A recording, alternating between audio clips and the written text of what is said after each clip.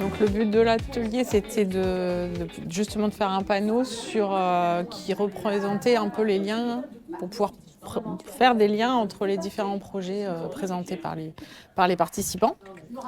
Du coup, les participants ont mis sur ont fait un dessin ou en tout cas une petite affiche qui présentait leur programme ou leur projet pour ceux qui n'avaient pas de choses vraiment instituées.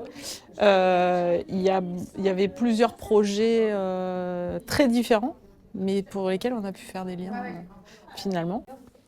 Et le but de l'atelier, une fois que tout le monde avait présenté son projet ou son programme, c'était de voir si finalement des projets qui sont très différents, est-ce que dans des projets très différents, on peut quand même coopérer?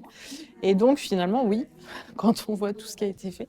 Il y a eu beaucoup de... Alors, les liens pour lesquels il y a eu beaucoup de liens, c'est sur le besoin de formation.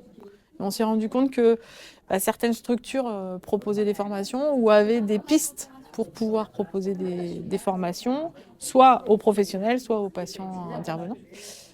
Beaucoup de personnes sont intéressées par l'activité physique adaptée.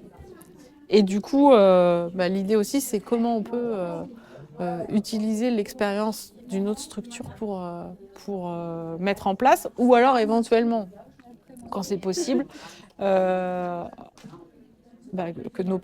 les patients d'une structure puissent aller sur l'autre structure. Qu'est-ce qu'il y avait? Il y avait beaucoup de questions sur le financement, voilà. Qui sont restées quand même pas mal de questions.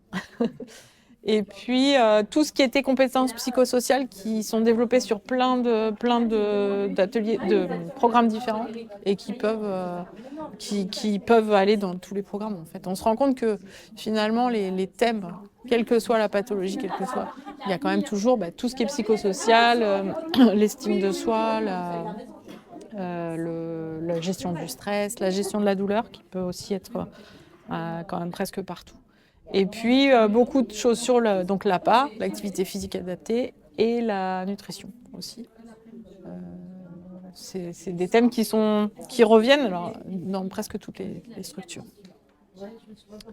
Et après, non, c'est surtout les financements, les intervenants APA. Il y a aussi des besoins de diététiciens sur certaines structures et la formation.